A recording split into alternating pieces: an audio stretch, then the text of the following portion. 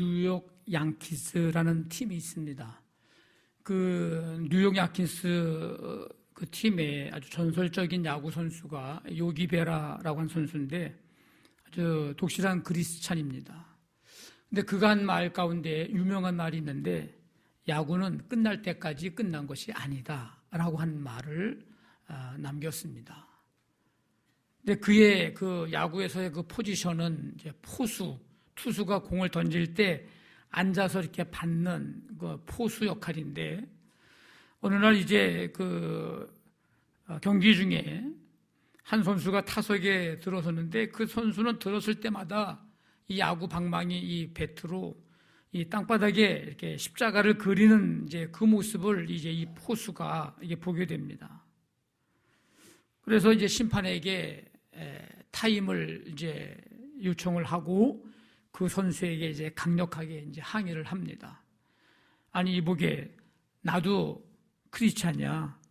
우리 두 사람이 다 크리스찬인데 이런 경우 하나님이 누구의 편을 들겠는가? 하나님은 그저 그냥 구경만 하시도록 내버려 두고 우리는 게임이나 몰두하자고 이렇게 이제 게임 중에 그 타석에 들어선 선수에게 이 포수가 이제 이야기를 합니다.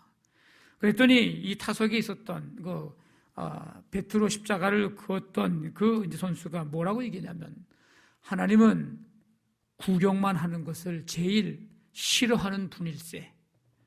하나님은 관중석에 앉아 계시기를 거부하시네. 하나님은 그라운드에서 우리와 함께 뛰기를 원하시거든. 이렇게 대답을 했다고 합니다. 그렇습니다. 하나님은 구경꾼이 아닙니다. 우리와 함께 하십니다. 또 우리와 함께 일하기를 원하십니다. 우리 옆에 분들하고 인사하겠습니다. 함께 하나님은 우리와 함께 하십니다. 하나님은 우리와 일하기를 원하십니다. 네. 레위 사람 아므람이 이제 레위 여자 요게벳에게 이제 장가를 들어서 임신을 해서 이제 아들을 낳았는데 그 이름이 모세입니다. 이 모세는 120년의 삶을 이제 살게 되는데 이 120년의 삶을 세 부분으로 나누어 보면 애굽 왕궁에서 40년을 살게 되고 미디안 광야에서 40년을 살게 되고 그리고 이제 이스라엘 백성들을 애굽에서 인도에 내서 출애굽한 후에 가나안을 향해서 나아가는 40년 동안 광야에서 이제 지내는 이 40년의 삶을 살게 됩니다. 이 모세가 이제 120세 가나안 땅이 이렇게 바라다 보이는 모압 땅 느보산에서 그의 이 땅에서의 이제 모든 삶을 이제 다 마감을 하게 됩니다. 그리고 그 모세를 이어서 이제 눈의 아들 여호수아, 여호수아의 아버지가 눈이라는 사람입니다. 이 눈의 아들 여호수아가 이제 지도자가 돼서 이 백성들을 이제 이끌고 가나안을 향해서 이제 나아가야 하는 상황입니다. 이게 얼마나 두렵고 얼마나 떨렸겠습니까? 지금까지는 그냥 모세를 도와서 함께 같이 여기까지 왔는데 이제는 따르던 모세는 이제 죽어 세상에 없고 여호수아가 지도자가 돼서 이 백성들을 이제 이끌고 가야 하니 마냥 기쁘지만은 않았을 것입니다. 그래서 하나님은 이 여호수아에게 이렇게 말씀하시면서 용기를 주며 격려를 하십니다. 내 평생에 너를 능히 대적할 자가 없으리니 내가 모세와 함께 있었던 것 같이 너와 함께 있을 것임이라. 내가 너를 떠나지 아니하며 버리지 아니하리니 강하고 담대하라. 내가 어디로 가든지 내 하나님 여호와가 너와 함께 하느니라. 하나님이 어쩜 이렇게 이 여호수아의 마음을 잘도 아실까? 하나님이시니까 잘 아시겠지, 그죠? 이 여호수아의 마음을 너무나도 잘 알고 계시기에 지금 여호수아가 뭘 근심하고 있는지, 뭘 두려워하고 있는지, 무엇 때문에 염려하고 있는지 그 부분을 아주 콕 집어서 말씀을 해 주십니다.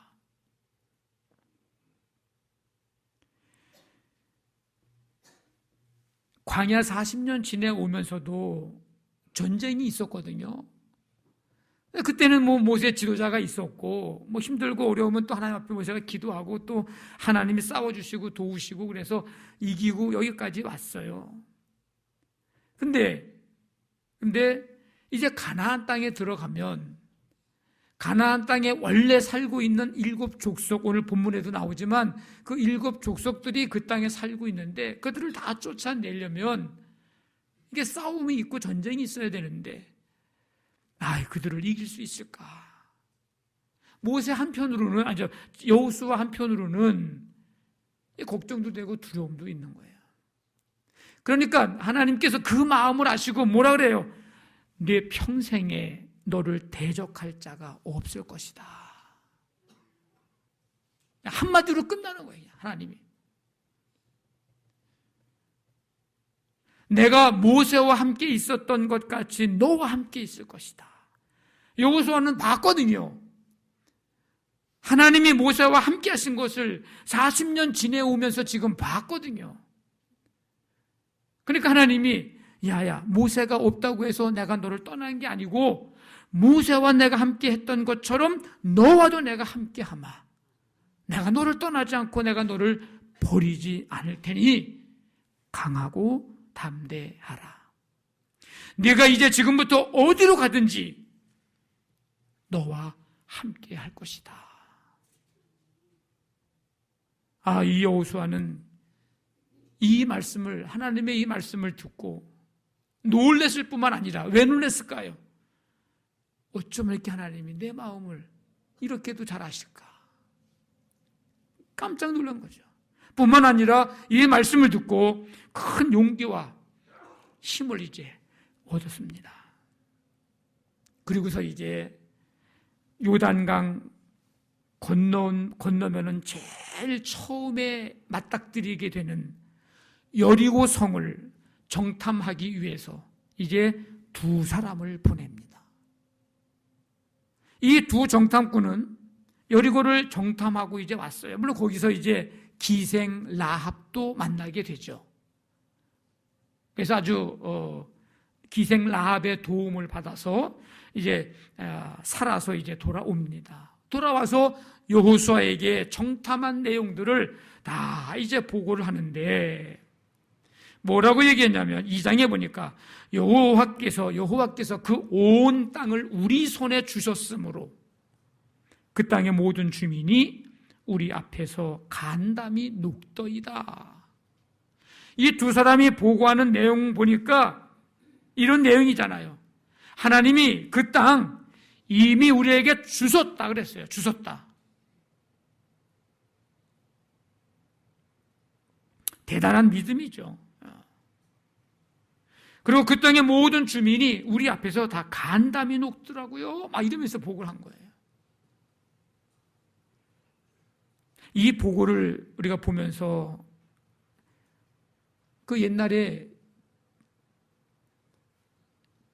가데스 바네아에서 12명의 정탐꾼을 보내가지고 가나안을 40일 동안 정탐하고 돌아왔을 때에 10명의 보고와 2명의 보고의 이야기를 우리가 기억날 거예요. 이 10명이 믿음 없는 보고, 그러나 이 2명은 하나님이 약속하신 말씀 붙들고 가서 보니까 하나님이 함께 하시면 걱정 없다는 거죠. 믿음의 보고를 합니다. 이 믿음의 보고를 했던 2 사람 가운데 갈렙과 그 다음에 한 사람이 누구예요? 여호수아잖아요. 오늘 여호수아가 2 사람은 정탐꾼을 여리고성에 보내서 그가 돌아와서 보고하는데 믿음의 보고를 하는 거예요. 그래서 이것을 보면서 믿음의 사람과 함께하면 믿음의 사람이 되고 하나님이 함께 하겠다고 믿음을 가진 사람과 함께 하면 그 믿음의 영향을 누가 받는 거예요? 함께 하는 사람과 받는 거예요. 내가 신앙생활하면서 누구와 함께 신앙생활을 하느냐는 굉장히 중요합니다. 그래서 그 지도자의 그 정탐꾼들이구나 하는 것을 이 내용을 통해서 우리 깨닫게 됩니다. 어쨌든 그 보고를 들은 다음 날 이제 백성들과 함께 아침에 일찍이 일어나서 3장 1절에 보니까 그들이 거했던 시딤이라고 하는 곳에서 이제는 요단강을 향하여서 이제 갑니다. 왜? 요단강을 건너가야 하니까. 가나안 땅을 들어가려면 이 요단강을 건너가야 합니다. 그래서 이 시딤을 떠난 지 사흘 후에 관리들이 이제 진중에 두루 다니면서 이스라엘 백성들에게 이제 명령을 하는 거예요. 너희는 레위 사람 제사장들이 하나님의 이 언약 궤에 매는 것을 보면 너희가 있는 곳을 떠나서 그 뒤를 따라가라. 뭐예요? 이제 요단강을 향해서 이제 제사장들이 언약궤를 메고 출발한다는 겁니다. 그 언약궤와 백성들과의 거리는 2000 규빗쯤 되게 하라. 가까이 하지 말라 그랬어요. 왜? 이 언약궤는 하나님의 임재의 상징입니다. 임재의 상징이에요. 그래서 2000 규빗, 약 1km 정도의 거리를 두고 언약궤가 먼저 출발하고 그 다음에 백성들이 그 뒤를 따라가는 거예요. 그럼 언약궤가 가는 곳으로 가는 겁니다. 그리고 여호수아가 백성에게 뭐라고 명령하냐면 너희 자신을 성결케 해라. 여호와께서 내일 너희 가운데 기이한 일들을 행하시리라. 그러고서 이제 오늘 읽은 7절부터가 이제 오늘 말씀인데 이제 이스라엘 백성들이 요단강을 건너는 장면입니다. 요단강을 건너기 전에 이 여호수아가 이스라엘 백성들을 다 불러 모아놓고 하나님의 말씀과 약속을 이제 전해주는 거예요. 9절에 보니까 뭐라고 얘기해요? 이리 와서 너희의 하나님 여호와의 말씀을 들으라. 뭘 들으라는 걸까? 이야기의 핵심은, 말씀의 핵심은 10절입니다. 살아계신 하나님이 너희 가운데 계신다. 이게 첫 번째 하나님의 말씀을 지금 백성들에게 전해주는 거예요. 살아계신 하나님이 너희 가운데 계신다. 우리 이스라엘 백성들 가운데 계신다. 그리고 가나안에 살고 있는 7 족속들을 반드시 내쫓아 주실 줄 믿는다. 내쫓아 주실 것이다. 2가지. 그래서 언약궤가 제일 먼저 이제 요단을 건너갑니다. 언약궤가 뭐라 그랬어요? 아까 뭘 상징한다 그랬어요? 하나님의 임재. 언약궤가 먼저 요단을 건너가는 건 뭐예요? 하나님이 이스라엘 백성들 앞에서 앞장서 가신다는 겁니다. 백성들은 따라가기만 하면 되는 거예요. 그리고 두 번째 12지파에 각 한 지파에 한 사람씩 12명을 선발하라. 뭐 하려고? 이 요단강을 이제 건너게 되면 요단강 바닥에서 돌을 취해서 나중에 다 건넌 다음에 기념비를 세우려고. 하나님이 우리를 이렇게 역사하셔서 이렇게 우리가 건너왔다라는 거. 그리고 세 번째, 언약궤를 맨 제사장들은 발바닥으로 요단물을 밟고 멈추어야 합니다. 그러면 위에 갈릴리 호수로부터 내려오던 물이 어느 시점에서, 어느 곳이라고 얘기를 하셨는데 그 시점에서 서고 물이 내려오다가 서. 그리고 그 밑으로 쭉 가서 이제 아라바 사해, 염해, 사해까지 내려가야 되는데 내려갈 수가 없죠. 왜? 위에서 물이 끊겼으니까. 그리고 이스라엘 백성들이 다 건너간 다음에 이제 그 물이 다시 흐르게 될 것이다. 그런 기적을 경험할 것이라고, 그 기적이 일어날 것이라고 오늘 여호수아는 지금 백성들에게 얘기를 합니다. 그래서 그렇게 하나님 하시는 말씀대로 행해서 17절 보니까 이스라엘 백성들과 여호수아가 그 요단을 다 건넜는데 그 땅이 어떤 땅이었다고 그랬습니까? 어떤 땅이에요? 질퍽질퍽해서 가슴까지 그냥 뻘처럼 걸어가기가 힘든 땅이라고 고백합니까? 뭐라 그랬어요? 마른 땅. 마른 땅. 여호수아에게 이 가나안 정복, 가나안 땅 정복은요, 굉장히 두려운 일이었습니다. 지금까지 모세의 지도하에 40년의 광야의 생활을 살아왔고 여호수아가 곁에서 다 지켜봤어요. 200만 명이나 되는 이 많은 백성들을 아무 일 없이 아무 탈 없이 그냥 가나안 땅으로 그대로 나 따라와요 하고서 그냥 인도해 가는 것도 사실 쉬운 게 아닙니다. 그런데 그 땅에 들어가서 가나안 7족속을 쫓아내고 그 땅을 정복하는 일, 그거는 더더욱이나 쉽지 않은 일입니다. 그런데 지금 시작부터 어려움에 부딪힌 거예요. 어떤 어려움이에요? 요단강을 건너야 하는 일. 이거 건너지 않으면 가나안 땅을 갈 수가 없어요. 이걸 건너가야 돼요. 이 땅. 이 요단강은 반드시 건너가야 돼요. 건너가긴 건너가야 되는데 어떻게 건너가냐고.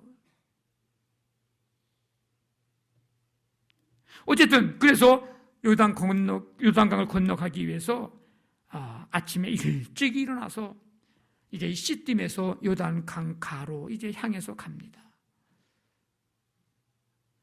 여호수아가 어떤 마음으로 이 요단강을 향해서 걸어갔을까?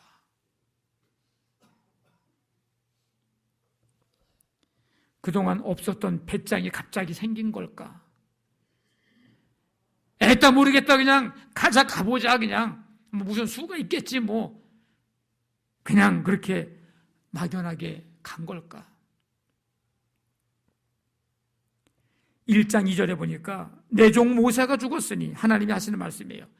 이제 너는 여호수아 이 모든 백성과 더불어 이 요단을 건너 그들 곧 이스라엘 자손에게 주는 그 땅으로 가라. 건너가라 그랬어 하나님이. 그 가는 길에 내가 함께 할 거다. 분명하게 모세가 죽은 다음에 여호수아에게 하나님께서 하신 말씀이에요.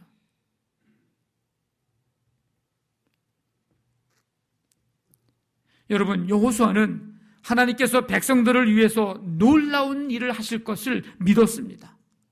5절에 뭐라 그랬어요? 아까 여호와께서 내일 너희 가운데 기이한 일들을 행하시리라.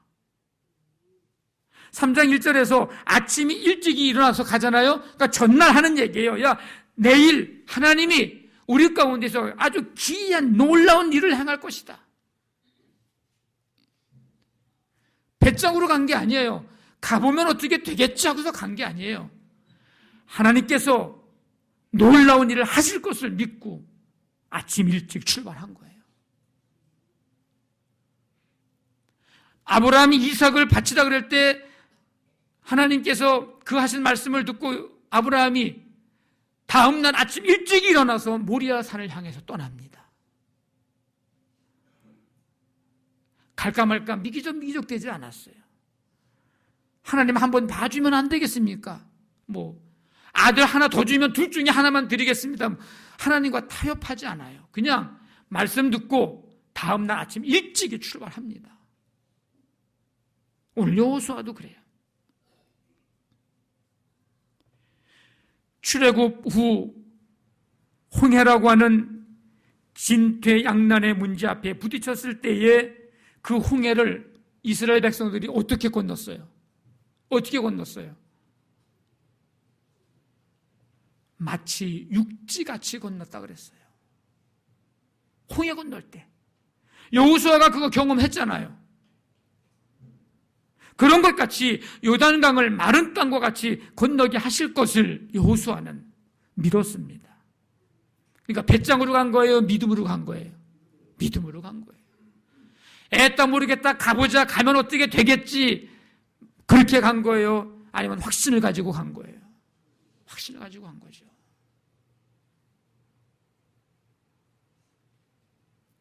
혼자의 힘으로 어찌할 수 없는 것임을 알면서도 그는 믿음으로 하나님의 그 말씀 붙들고 그것을 향해 갑니다. 문제를 향해서 믿음으로 나아간 거예요. 문제를 향해서. 여호수아는 산전수전 다 겪은 군대 장군입니다. 군대 장군이에요. 병법에도 능한 사람입니다. 군사 전술에도요 탁월한 군인입니다. 근데 군사력 의지하지 않고 하나님이 하실 것을 믿고 갔습니다. 만반의 준비를 다 갖추었다고 해도 가장 중요한 것은 뭔가 하나님이 하실 것을 믿는 거예요. 왜냐하면 그때부터 하나님이 하실 것을 믿는 그때부터 그 믿음이 어떻게 돼요? 현실이 되고 하나님의 역사는 시작되기 때문입니다. 믿음은 바라는 것들의 실상이요 보이지 않는 것들의 증거니 선진들이 이로써 증거를 얻었느니라. 하나님이 하실 것에 대한 이 믿음이 있을 때에 그때서야 비로소 우리는 내 것을, 내 모든 것을 하나님께 맡길 수 있습니다. 우리가 왜 하나님께 맡기지 못하느냐? 하나님이 하실 것을 믿지 못해. 그러니까 내가 다 하려고 그래요. 그러니까 맡기지 못하는 거예요. 하나님이 아브라함에게, 이 아브라함이요 고향에서 갈대아 우르에서 우리식으로 얘기하면 잘 먹고 잘 살았어요. 남부럽지 않게 종들 거느리고 수많은 가축들 길러가면서 잘 먹고 잘 살았어요. 근데 하나님이 잘 먹고 잘 살고 있는 아브라함에게 찾아가셔서 야, 너 고향 친척 아비집 떠나서 내가 네게 보여줄 땅으로 가라. 여러분 그게 쉽냐고요? 여러분 갑자기 고향 떠나는 게 쉬워요? 일부러 떠났다가도 고향으로 돌아가잖아요. 지금 잘 살고 있어요.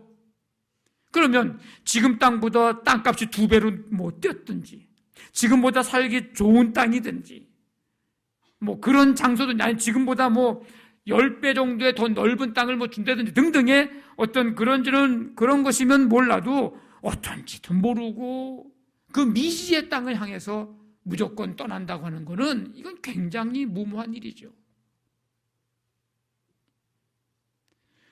근데 그 쉽지 않은 일, 무모한 일인데도 아브라함은 하나님께서 하신 말씀을 따라서 고향 친척 아버지 집을 떠났습니다. 왜요? 왜? 하나님이 하신 말씀대로 하나님이 하실 것을 믿었기 때문입니다. 뭐라고 얘기했는데요? 내가 너를 큰 민족 이루게 할 것이다. 내가 너를 복 주어서 너의 이름을 창대케 할 것이다. 너는 복이 될지라. 이 하나님께서 하신 말씀이 요구예요.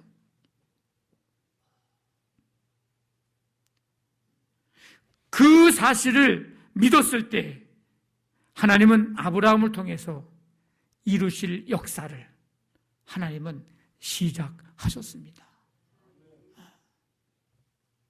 우리가 믿음으로 한 걸음 한 걸음 나아가면, 믿음의 삶을 살아가면 하나님이 하십니다. 하나님의 역사가 시작됩니다. 우리가 간절히 기도하면 하나님이 하십니다. 기도는 우리가 했는데 일은 하나님이 하십니다. 하나님의 역사는 그때부터 시작됩니다. 놀라운 신비예요. 우리가 하나님을 의지하면, 신뢰하면 하나님은 그때부터 일하기 시작하십니다. 우리가 교회를 위해서 무릎을 꿇는 순간 하나님은 우리 교회를 통해서 하나님이 일하시고 역사하십니다. 한 생명 한 영혼을 구원하고자 하는 믿음으로 전도의 발걸음을 옮길 때 전도자를 통해서 하나님 역사를, 하나님 나라를 이루어 가십니다. 우리가 지난 주에도 그 사실을 우리가 목격을 하고 경험을 했습니다. 문제는 우리가 시작부터 크게, 시작부터 완벽하게 하려고 하니까 시작을 못하는 거예요. 시작부터 다 갖춰놓고 하려고 하니까 못하는 거예요. 내가 완벽해진 다음에 뭘 하려고 하니까 아무것도 못하는 거예요. 평생 아무것도 못합니다. 우리의 유한함, 우리의 부족함, 우리의 연약함을 인정하고 믿음으로 걸음을 옮기면 그 다음부터는 하나님이 하시고 하나님이 역사하시는데, 내가 다 해놓고 다 완벽하게 다 해놓고 시작하려니까 그게 되나? 그런 시작도 못하는 거예요. 하나님께 맡기지도 못하는 거예요. 큰 것, 완벽한 것, 다 갖춰놓는 것, 이것보다 더 먼저 해야 할 일은, 더 중요한 일은 하나님이 하실 것을 믿는 것, 이것이 더 중요합니다.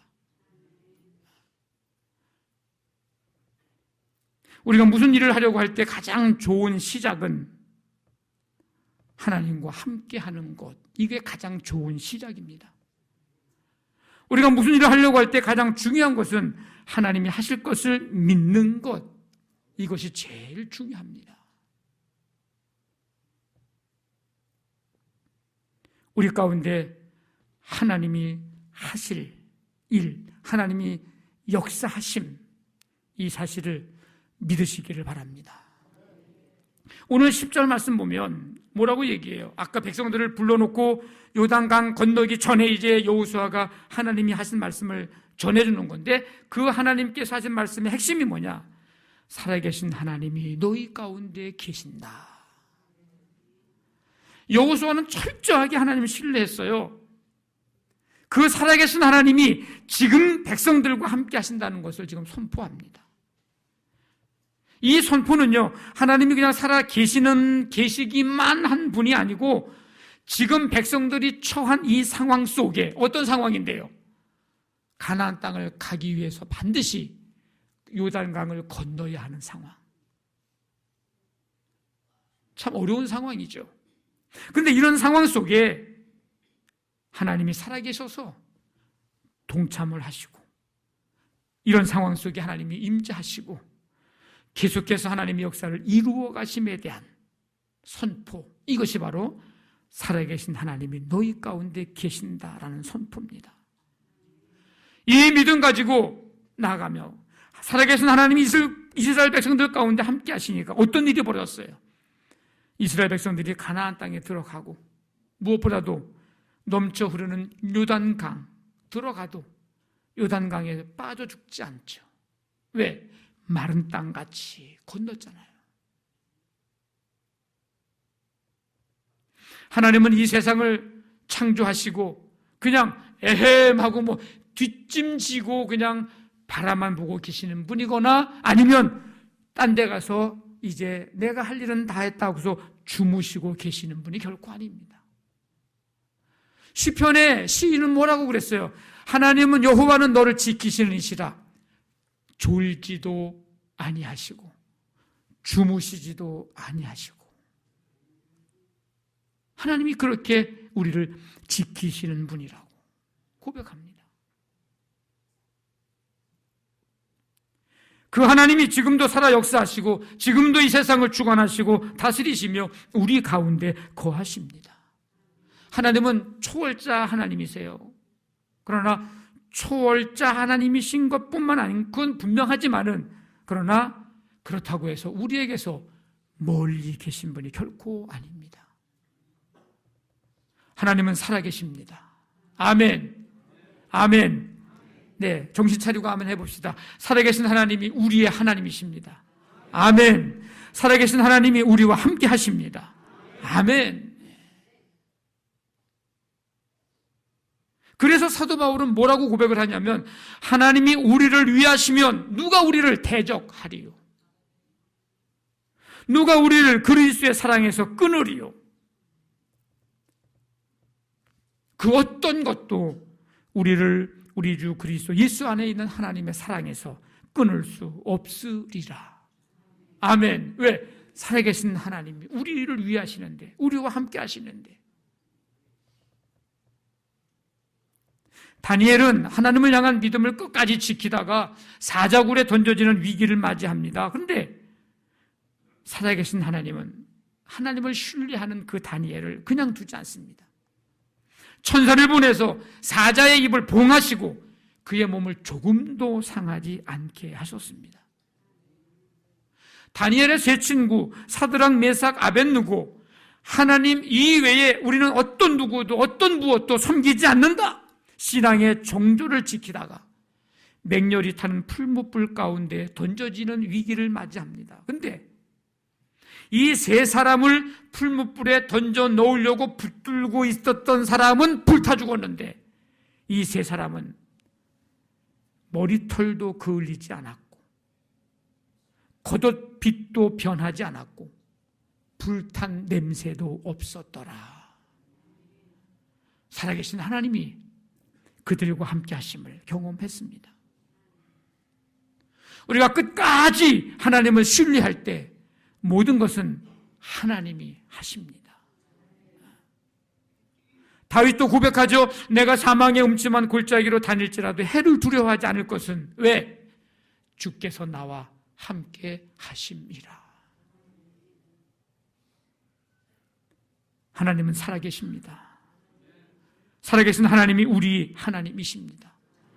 살아계신 하나님이 우리와 함께 하십니다. 그래서 우리의 소망은 살아계신 하나님이십니다. 이 믿음 가지고 나아가 날마다 승리하며 하나님이 우리 가운데 일하시는 하나님의 역사를 보게 되는 은혜와 축복이 함께 하시기를 주님의 이름으로 간절히 축원합니다. 아멘.